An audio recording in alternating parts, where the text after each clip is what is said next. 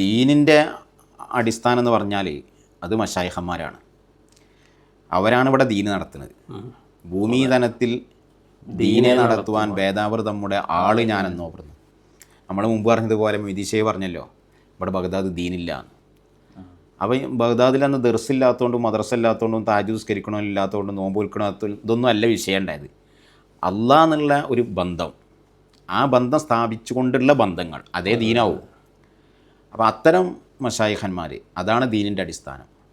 അതിനെ ബന്ധിച്ചുകൊണ്ടാണ് നമ്മൾ പ്രത്യേകിച്ച് നീങ്ങേണ്ടത്. അപ്പോഴേ അത് ദീനാവും, ഇസ്ലാമാവും. അപ്പോൾ ഈ ഹിജ്റ 824 ശേഷം മുറബിയായ മശായിഖന്മാരൊന്നും ഇല്ല എന്ന കുറേ ആൾക്കാരോട് പ്രസംഗിച്ചിനി. അങ്ങനെ വാദം എനിക്ക് വിശദീകരണം കൊടുക്കുന്നത് 824 ഹലാലായ ഭക്ഷണം കിട്ടൂല അതുവരെ പറഞ്ഞു. അതേതോ കിതാബിലുണ്ട് എന്നൊക്കെ പറഞ്ഞ് പ്രസംഗിച്ചാണ്. പ്രസംഗിച്ചിട്ടുണ്ട്, എഴുതിയിട്ടൊക്കെ ഉണ്ട്. ഹിജ്റ 824 ശേഷം മുറബിയായ ശൈഖന്മാർ അങ്ങനെ ഇടയ്ക്ക് നമ്മളെ കേരളത്തിൽ വാദം കിട്ട് വന്നിരുന്നു. അത് പലരും എഴുതി എടുത്തിട്ട് വേറെ ആൾക്കാർ കോപ്പി പേസ്റ്റ് ചെയ്തു. ക്ലാസ് പ്രധാനമായിട്ട് അന്നായിരുന്നു. പിന്നെ പറഞ്ഞ പോലെ തന്നെ അതിന് ഷറഹ് വന്നു. ഇത് മത്തിനായി ഏത് 824 ശേഷം മുറബിയായ മശായിഖന്മാരില്ല എന്ന് പറഞ്ഞു. എന്നിട്ട് അതിന് ഷറഹ് ചെയ്തു. കാരണം എന്താ, ഹലാലായ ഫുഡ് കിട്ടൂല. ഈ ഹലാലായ ഫുഡ് കിട്ടൂല എന്നുള്ളതിന് പിന്നെ ഹാഷിയ വെച്ചു വേറൊരു ഉസ്താദ്. ഇനി കാടില്ല എന്ന് ചോദിച്ചു തന്നെ കാടും എല്ലാവരും അധീനതയിലാണ്, അങ്ങനെ ഒരു പ്രത്യേകത ഒന്നും ഇല്ലാത്ത മവാത്ത് ഭൂമി എന്നൊക്കെ പറഞ്ഞ ചർച്ച വന്നല്ലോ.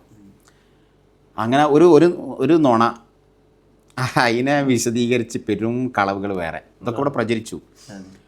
അങ്ങനെ ഒരു ടൈം ഇവിടെ ഉണ്ടായിനി. പക്ഷേ നമ്മളെ മശായിഖന്മാരെ ഒരു മേൽനോട്ടത്തിലായി നമ്മളെ കുറേ സദസ്സൊക്കെ നടന്നപ്പോൾ ആസിൻ ഉസ്താദൊക്കെ ഈ കാര്യം ശരിക്കും പറഞ്ഞപ്പോൾ ഇന്ന് പറയാൻ ഇവിടെ ആൾക്കും ധൈര്യമല്ല.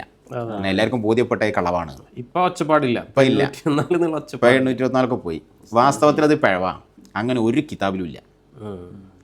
824 ശേഷം മുറബിയായ ശൈഖന്മാർ ഇവിടെ ഇല്ല എന്ന് അങ്ങനൊന്നും ഒരു കിതാബിലും ഇല്ല. ഇവരല്ലേ ഇബ്നു അജീബ് തങ്ങളാരോ പറഞ്ഞു ഒരു കിതാബിൽ പറയാം. അതിലെന്താ ഉണ്ടായത് ചോദിച്ചാൽ ഒരു ഇബാറത്തുണ്ട്, ഇങ്കാത്താത്തി തെർബിയത്തു ബിൽ ഇസ്തിലാഹി. ഹിജ്റ 824 ശേഷം ഇസ്തിലാഹി നിലക്കുള്ള തെർബിയത്ത് മുറിഞ്ഞു എന്ന്. ആ വാക്ക് മനസ്സിലാക്കണം. ഇങ്കാത്താത്തി തെർബിയത്തു ബിൽ ഇസ്തിലാഹി എന്നാണ് വാക്ക്. അപ്പം അവിടെ എന്ത് ചെയ്തോ പിന്നെ ആ വാക്കിന്ന് മുറബില്ല അവിടെ പറഞ്ഞ ഇപ്പം എന്താണ്, തെർബിയത്ത് മുറിഞ്ഞു എന്നല്ല, ബിൽ ഇസ്തിലാഹി ഇസ്തിലാഹ നിലക്കുള്ള തെർബിയത്ത് മുറിഞ്ഞു. ഞാൻ ആ കിതാബിലുള്ളൊരു വിഷയം വിശദീകരിക്കേണ്ട ആവശ്യമല്ല. പക്ഷെ അതിന് ഇപ്പം മുറബില്ല എന്നെങ്ങനെ കിട്ടുക? ഇപ്പം നമ്മളൊരു ഉദാഹരണം പറയാം. ഇപ്പോൾ ദർസില്ല, റമദാനൊക്കെ ആയിട്ട് ഇപ്പോൾ പള്ളിയിലും ദർസില്ല പറഞ്ഞാൽ മുദരീസൊക്കെ മരിച്ചതായോ? ദർസില്ല എന്ന് പറഞ്ഞാൽ മുദരിസില്ല എന്ന് അർത്ഥമല്ലല്ലോ. മുദരിസ് ഇപ്പോൾ ദർസ് നടത്തുന്നില്ല, അതിനെന്തോ കാരണം ഉണ്ടാവും. ഇനി നമ്മൾ പറയാം ഇപ്പം ആ പഴയ കാലത്തുള്ള സിലബസ് അനുസരിച്ചുള്ള ദർസൊന്നുമില്ല, അത് വേറൊരു വർത്താനായി. അപ്പോൾ ദർസുണ്ട്, പക്ഷേ പഴയ കാലത്തുള്ള ദർസ് പോലെ ഇല്ലാന്ന്, ഇസ്തിലാഹിയായ തെർബിയത്തില്ല. അപ്പോൾ ആദ്യകാലത്തൊക്കെ മശായിഖന്മാർക്ക് കൂടുതൽ ജാവിയകളുണ്ട്. നമ്മുടെ ഈ പള്ളി ദർസ് നടക്കുന്നത് പോലെ തന്നെ ജാവിയകൾ ഉണ്ടായിരുന്നു. അവിടെ മുറബിയ ശൈഖന്മാരുണ്ടാവും. അവിടേക്ക് ജാവിയയിലേക്ക് വരാം, ആ തെർബീയത്തിന് പാകപ്പെട്ട് ജീവിക്കാൻ തരപ്പെട്ട ആളുകൾക്കൊക്കെ അവിടെ എത്തിപ്പെട്ട് താമസിക്കാം. ഇങ്ങനെയൊക്കെ ഒരു വാതിൽ തുറന്നു വെച്ചൊരു വ്യാപക കാലം ഉണ്ടായിരുന്നു. അതിലേക്ക് സൂചിപ്പിച്ച അങ്ങനെയൊക്കെയുള്ളൊരു വാതിൽ ഇപ്പോൾ വല്ലാതില്ല, തീരെ അല്ല എന്നല്ല, മൊത്തത്തിലില്ല. ഇപ്പം നമ്മളെ നാട്ടിൽ എല്ലാവരും പറയല്ലോ ഇപ്പോൾ ദർസൊക്കെ പോയി.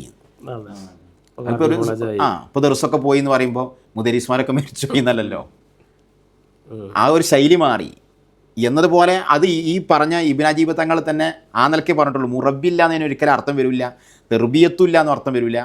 ഹിമ്മത്ത് കൊണ്ടുള്ള തെർബിയത്ത് എന്ന് വേറെ ചർച്ച അവിടെ നടക്കുന്നുണ്ട്. അതാണ് അവിടെ വേറെ. അത് തന്നെ ഒരു പണ്ഡിതൻ ഒരു പ്രത്യേക വീക്ഷണത്തിലുള്ള സംസാരമാണിത്.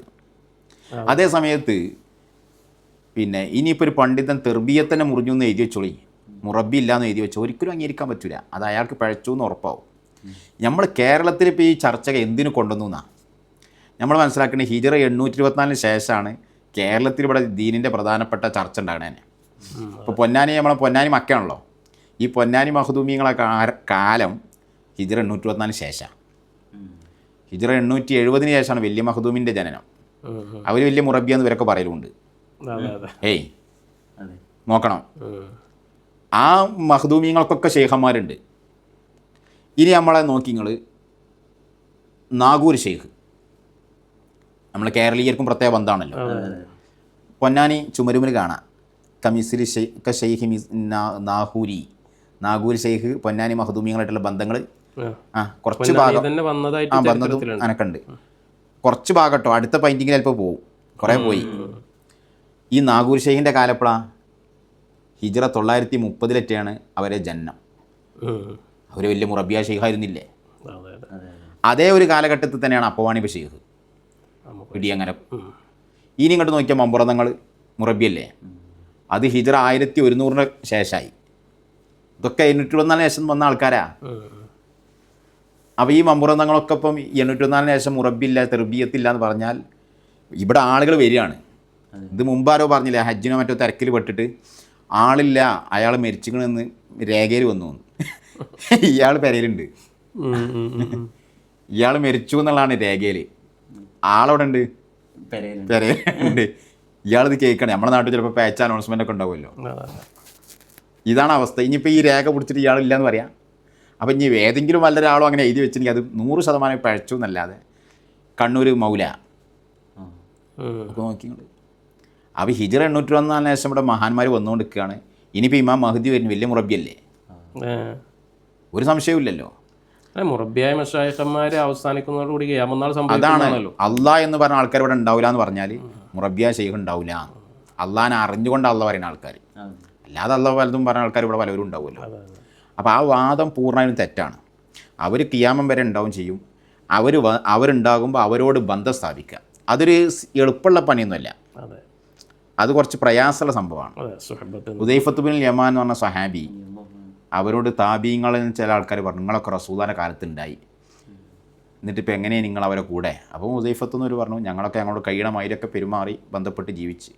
അതിൽ ഇവർ പറഞ്ഞേ, ഞങ്ങളൊക്കെ അന്നുണ്ടെങ്കിൽ ഓറെ റസൂലുള്ളാഹിനെ നിലത്ത് കാലുത്താക്കൂല, ഞങ്ങൾ ചുമലിലേറ്റി നടക്കുമായിരുന്നു. ഹുദൈഫത്ത് എന്നവർ പറഞ്ഞേ, ബുടൽ നിർത്തിക്കാളാ, എൻ്റെ ഈ സംസാരം നിർത്തിക്കാളാ, നിങ്ങളന്നില്ല, നിങ്ങൾക്ക് ഇങ്ങനെ പറയാൻ സൗകര്യമാണ് എന്ന് പറഞ്ഞാൽ മശായിഖന്മാരോട് കൂടെ ജീവിക്കൽ എളുപ്പമല്ല. ഇന്ന് റസൂലുള്ളാഹിനോട് കൂടെ ഉണ്ടായ സംഭവങ്ങളും ഖന്തക്ക് യുദ്ധത്തിൽ റസൂലുള്ളാഹ് തങ്ങൾ പറഞ്ഞ് ശത്രുക്കളെ വിഷയങ്ങൾ അറിഞ്ഞു വരുന്ന ആൾ ആരാണ്, അവൻ നാളെ എൻ്റെ കൂടെ സ്വർഗത്തിൽ എൻ്റെ സ്വദീഖാണ്, അത്ര വലിയ സ്ഥാനം ആര് തയ്യാറാന്ന് ഒരു കുട്ടി എന്നിട്ടില്ല. അത്രയും തീക്ഷ്ണമായ ഘട്ടം, അത്രയും പ്രയാസപ്പെട്ട ഘട്ടങ്ങളൊക്കെ തരണം ചെയ്തിട്ടാണ് അവരെ കൂടെ പോകാൻ കഴിയുള്ളൂ. അപ്പോൾ മശായിഖന്മാരുണ്ടാവും, അവരെ കൂടെ ജീവിക്കാൻ ഒരു എളുപ്പമുള്ള കാര്യമൊന്നുമില്ല, അത്രയും പ്രയാസങ്ങളായിരിക്കും. ഈ പ്രയാസം സഹിച്ച് ജീവിക്കാൻ മടിയുള്ള ഇസ്ലാമാരായിട്ടുള്ള മുസ്ലിയാക്കന്മാരുടെ വാദങ്ങളാണ് ഈ ബാബ നടക്കുക. ഷെയ്ഖില്ല എന്നാൽ പിന്നെ ഓലന്നാവും ചെയ്യുക, സ്വലാത്തില്ല മതി, ഇവരിങ്ങനെ ചെല്ലുന്നുണ്ടല്ലോ. അപ്പോൾ അത് എന്താണെന്ന് വെച്ചാൽ ഇവർക്ക് മടിയാണ്, കാരണം ഇവർ പോയി ജീവിക്കണ്ടേ, ഷെയ്ഖന്മാരെ ഹദറത്ത് ഇവർ പോയിരിക്കണം.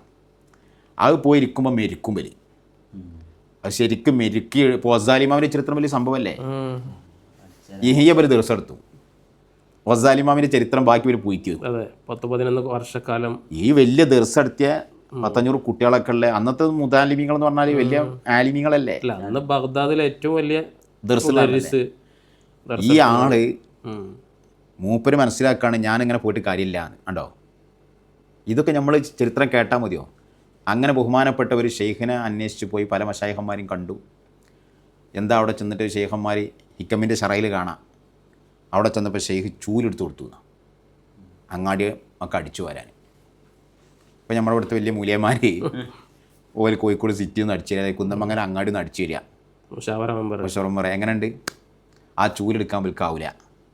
അപ്പം ഇവർ ആ സ്വന്തം ഹവയിൽ കടന്ന് മറിയുക, അതിൽ അവർ സ്വന്തം തന്നെ അതിൽ കുടുങ്ങുക, മറ്റുള്ള അവരെയും ആ കെണിയിലേക്ക് കൊണ്ടുവരാനുള്ള ഇവരുടെ ഒരു പോംവഴിയുള്ള ഒരു ഗൂഢ നീക്കാണ് ഈ തെർബിയത്തിൻ്റെ ഭാഗം അടഞ്ഞ് ഇന്നെന്ന് പറഞ്ഞാൽ അതൊക്കെ പിന്നെ കളിയാണ് തമാശയാണ് എന്നൊക്കെ പറഞ്ഞ് കുത്വാമത്തൊരീക്ക് ആളുകളെ വഴി തടയുന്ന ആൾക്കാർ സംഘടനയാണ് ഷെയ്ഖ് എന്നുള്ള അത് അതൊക്കെ ഇവർക്ക് സൗകര്യപ്പെടും വരാനുള്ള അതിൻ്റെ ആൾക്കാർ.